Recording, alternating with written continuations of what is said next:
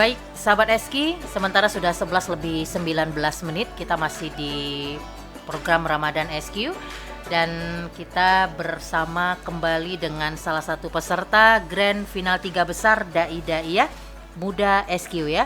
Setelah tadi Yuda Pratama dan saat ini pilihan selanjutnya berada untuk Ahmad Ridwan Faturrahman Alapsan.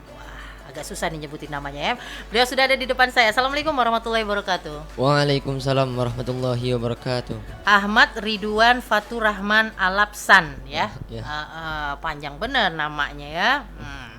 Baik, kabar baik hari ini? Alhamdulillah baik. Baik. Bagaimana perasaannya Ahmad Ridwan sudah menjadi 3 besar hari ini? Saya pribadi sangat senang sekali ya. Soalnya lihat lawan-lawannya pun agak susah. Besar lagi ya tuh Ya. kayak Yuda ya. Dan tapi tidak menurunkan mental. Oh iya. Sekarang aktivitasnya di mana nih? Masih sekolah Kak, SMK. SMK. Ya. SMK. SMK 2. SMKN 2 Pangkal Pinang. SMK 2 nih di STM. sini ya STM Kacang Ya. Pedang ya. Alhamdulillah ya. Berarti teman-teman STM ada yang dengar enggak nih? Alhamdulillah ada lah di kelas, orang kelas. Wali kelas juga ya. Wali kelas Alhamdulillah. Tadi ajak nonton. Oh, diajak nonton? Oh, dia kasih semangat. Oh, kirain ngajak nonton kemana? Baiklah. Ahmad Ridwan, kita sudah siap? Alhamdulillah, insyaallah siap. Baik Pak, juri kita Pak Ikram, kita sudah siap Pak? Insya Allah siap. Baik, alhamdulillah. Silahkan. Assalamualaikum warahmatullahi wabarakatuh. Alhamdulillahilladzi hadana lihada wa ma kunna linahtadiya laula an hadanallah. Asyhadu an la ilaha illallah wa asyhadu anna Muhammadan abduhu wa rasuluh. Allahumma salli wassallim wa barik ala sayyidina Muhammadin wa ala alihi wa sahbihi ajma'in. Amma ba'du. All respectful judges, ladies and gentlemen, let us thanks God Allah the Almighty. Our best greeting to the best man, Prophet Muhammad, peace be upon him. Yang sama-sama kita muliakan majelis guru yang telah membimbing dan mendidik kita dari siang dan malam. Dewan Hakim yang saya hormati, hadirin wal hadirat serta pendengar radio SQ rahimakumullah. Puji syukur kehadirat Allah Subhanahu wa taala yang telah melimpahkan rahmatnya pada kita semua sehingga kita bisa melangkahkan kaki, mengayunkan tangan kita dari kediaman kita masing-masing untuk hadir di tempat yang kita cintai ini. Salawat seiring salam tak lupa kita haturkan pada junjungan kita Nabi Yuna wa Habibina Sayyidina Muhammad sallallahu alaihi wasallam. Intan permata dalam lautan, benteng rohani dalam sorga, lubuk akar budi pekerti, ke bukit beliau daki, ke lurah beliau turuni, bercucuran keringat, berhujankan cobaan, demi menegakkan kalimat tauhid di permukaan bumi kita ini, yang berlafazkan La ilaha illallah. Baiklah para hadirin, pada kesempatan kali ini bukannya saya mengajar tupai pandai melompat, ayam pandai berkokok, buaya pandai berenang, tetapi saya teringat dengan pesan Nabi, balighu anni walau ayah, sampaikanlah dariku meskipun sepotong ayat saja. Hadirin wal hadirat serta pendengar radio SQ rahimakumullah. Dr. Yusuf Qardawi dalam bukunya Muskilatul Fakri wa Kaifa A'la Jalil Islam mengungkapkan bahwa Islam saat ini tengah menghadapi persoalan besar lagi mendasar, yakni dalam kondisi kemiskinan, kebodohan, dan keterbelakangan. Profesor Dr. Nurholis Majid pun menegaskan, Islam memiliki ajaran visioner dan evolusioner. Tetapi anehnya, kondisi umat Islam saat ini betul-betul dicengkram oleh gurita kemiskinan dan kebodohan. Kualitas generasi muda dan pembangunan bangsa kita mati suri. Ungkapan tersebut, hadirin, tidak hanya mengumbar kata tanpa fakta. Sebab secara de jure and de facto kita kalah dengan Amerika yang kapitalis. Kita jauh tertinggal oleh Cina yang konfusionis. Bahkan kita jauh keterbelakangan oleh Jepang yang Buddhis Taoist. Dampaknya, hadirin, kita hanya menjadi bangsa yang berjiwa pengemis, bermental apatis, berwatak iblis. Pikirannya kotor, jiwanya kendor, mentalnya molor. Kerjaannya hanya mondar-mandir dan melakukan hal-hal tidak jelas. Betul? Demikianlah, hadirin, potret nyata dari rendahnya sumber daya manusia yang berefek langsung pada kita semua. Oleh karena itu, membentuk generasi berkarakter merupakan tema tausiah saya kali ini dengan landasan Al-Quran surah Al-Mujadilah ayat 11. A'udzu billahi minasy syaithanir rajim. Bismillahirrahmanirrahim. Ya ayyuhalladzina amanu idza qila lakum tafassahu fil majalisi fafsahu yafsahillahu lakum. Wa idza qila syudhu fanshudhu yarfa'illahu alladzina amanu minkum walladzina utul ilma darajat wallahu bima ta'maluna khabir. Yang artinya, wahai orang-orang yang beriman, apabila dikatakan kepadamu, berilah kelapangan dalam majelis-majelis, maka lapangkanlah. Niscaya Allah akan memberikan kelapangan untukmu. Dan apabila dikatakan kepadamu, berdirilah kamu, maka berdirilah.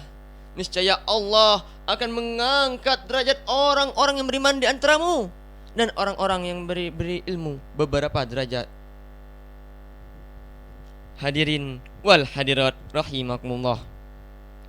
Pada ayat tadi merupakan landasan teologis dalam mewujudkan generasi muda yang berkualitas untuk membangun bangsa, yakni melalui peningkatan ilmu yang berbasiskan keimanan. Inilah yang harus menjadi basis karakter generasi kita. Menurut Dr. Muhammad Sulaiman Al-Askari dalam Zubdat Tafsir Minfat Al-Qadir, bahwasanya barang siapa yang berkumpul dalam diri seseorang ilmu dan iman, maka Allah akan mengangkat derajat orang-orang tersebut dengan keimanannya dan dengan kadar ilmu yang beberapa derajat. Dengan demikian, hadirin, untuk menyiapkan generasi muda yang berkualitas, maka kita harus menciptakan pendidikan yang memberdayakan potensi ilmu dan iman, sehingga nantinya terciptalah generasi muda yang handal dan profesional. Tapi sebaliknya, hadirin, jika ilmu tanpa didasari dengan iman, maka hanya akan melahirkan model manusia yang jahiliyah. Akidahnya lemah, apalagi imannya. Kerjaannya hanya bisa membuat hancur bangsa dan negara. Selain itu, hadirin, akibat lemahnya iman dan keyakinan, ilmu dipersalahgunakan. Yang seharusnya menuntun pada jalan kebenaran malah menjurumuskan kita ke tingkat kebiadaban, kezaliman, dan kesewenang-wenangan. Perhatikanlah, hadirin, akhir-akhir ini kejahatan banyak dilakukan oleh orang-orang berpendidikan, berilmu, dan berwawasan. Orang-orang miskin kalau mencuri hanya untuk mendapatkan makan sehari-hari. Kalaupun orang bodoh yang mencuri hanya untuk mendapatkan sesuap nasi. Tapi jika maling-malingnya orang berpendidikan dan berdasi mulai beraksi dengan bersenjatakan pena, mengutak-atik dan memanipulasi data hanya dengan sekejap mata, hadirin. Mereka juga mampu merogoh uang negara yang nilainya miliaran rupiah. Bukankah kita dibuat bingung saat ini? Siapa yang maling sebenarnya? Polisi kena, jaksa kena, hakim kena, bahkan KPK-nya pun kena. Dengan demikian, hadirin, itulah akibat ilmu tanpa diimbangi dengan iman. Lantas, apa yang harus kita lakukan setelah kita mendapatkan ilmu pengetahuan? Sebagai jawabannya, mari kita renungkan Quran surah At-Taubah ayat 105. Qul i'malu fasayarallahu a'malakum wa rasuluhu wal mu'minun. Bekerjalah kamu, maka Allah dan Rasulnya serta orang-orang mukmin akan melihat pekerjaanmu itu. Hadirin wal hadirat rahimakumullah. Pada ayat tadi terdapat kata i'malu. Bekerjalah kamu sesuai skill, profesi dan kemampuannya masing-masing. Demikian penafsiran kitab Imam Ali As-Sabuni dalam Safwat At-Tafsir. Jika kita kaji lebih dalam lagi, hadirin, pada ayat tadi diawali dengan kata i'malu. Istibatnya i'malu adalah lafaz amar. Kaedah usul fikih mengatakan al-aslu fil amri lil wujub. Pada dasarnya setiap perintah menunjukkan suatu kewajiban. Oleh karena itu wajib bagi saya, saudara dan seluruh insan-insan beriman untuk berusaha dan bekerja sesuai skill dan kemampuannya masing-masing. Kewajiban kita adalah berusaha, sisanya biar Allah Azza wa Jalla yang menentukan. Man proposes, God disposes. Demikian kata orang bijak. Berkaitan dengan hal tersebut, Profesor Dr. Quraisy Shihab menjelaskan pada ayat tadi, ada 3 perintah Allah kepada kita. Yang pertama, kita harus memiliki mental baja, tidak mudah menyerah dan selalu berusaha. Dan yang kedua, kita harus memanfaatkan waktu dengan sebaik-baiknya. Dan yang ketiga adalah dalam bekerja kita harus senantiasa bertawakal kepada Allah Subhanahu wa taala. Jika hal tersebut dilakukan dalam kehidupan berbangsa dan bernegara, maka bangsa kita akan memiliki etos kerja yang tinggi. Sebab sejarah membuktikan, bukankah dengan etos kerja yang tinggi lahirlah orang-orang yang besar yang mampu merubah peradaban dunia? Bukankah banyak orang-orang yang besar yang mengawali karirnya dengan jualan koran? Tapi bukan jualan korannya yang kita ikuti, etos kerjanya yang kita teladani. Dengan demikian, hadirin, untuk menciptakan generasi muda yang berkualitas, selain harus menguasai ilmu pengetahuan, kita juga dituntut untuk memiliki etos kerja yang tinggi. Sehingga nantinya ilmunya bukan sekadar ilmu, tapi juga bernilai amal. Sehingga apabila hal tersebut dilakukan oleh insan-insan beriman, maka Allah akan memberikan pahala yang berlimpah ganda. Hadirin wal hadirat serta pendengar radio SQ rahimakumullah. Oleh karena itu dapat kita simpulkan bahwa untuk memajukan suatu bangsa dalam lingkup besar dan pendidikan dalam skala yang kecil, maka dibutuhkan generasi muda yang berkualitas.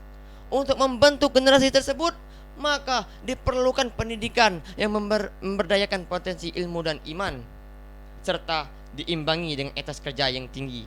Sebab dengan etos kerja yang tinggi, ilmu yang berkualitas dan iman yang kuat, maka bangsa kita, generasi kita akan mampu menjadikan Indonesia ini menjadi kedepannya lebih baik lagi. Semoga Allah Subhanahu wa taala menjadikan kita semua generasi muda yang berkualitas, berpendidikan dengan potensi ilmu dan iman. Amin, amin ya rabbal alamin. Pak Taufik menjahit kopiah, kopiah dijahit beludru yang utuh. Wabillahi taufik wal hidayah. Wassalamualaikum warahmatullahi wabarakatuh. Waalaikumsalam warahmatullahi wabarakatuh. Baik, alhamdulillahirabbil alamin. Peserta kita sudah menyelesaikan tugasnya untuk kesempatan baik ini, dan kita akan langsung Ahmad Ridwan mendengarkan komentar dari juri kita ya. Silakan Pak Ikram. Baik, terima kasih Ahmad Ridwan walaupun baru SMK ya, masih muda, masih remaja, tapi punya kemampuan yang tidak kalah dengan orang-orang dewasa maupun dai-dai yang sudah profesional. Suaranya menggelegar, bacaannya banyak, bahasa Inggrisnya, bahasa asingnya juga oke. Terus bagus sekali ya, baik sekali. Anda punya potensi untuk dikembangkan ke depan. STM sekarang rupanya sudah berbeda dengan STM zaman saya dulu. Berbanggalah anak-anak SMK 2, walaupun mainannya mesin, besi, listrik, tapi juga bisa jadi penceramah dai untuk kita semua di masa depan. Iya. Terima kasih. Terima kasih Pak Ikram. Alhamdulillahirabbil alamin ya. Untuk Ahmad Ridwan terima kasih banyak. Mungkin mau menyampaikan sesuatu? Tidak ada, Kak. Oh, tidak ada ya, cukup ya. Baik. Terima kasih Ahmad Ridwan, dan kita akan kembali sahabat Eski untuk peserta kita selanjutnya di Grand Final 3 besar dai daiyah muda.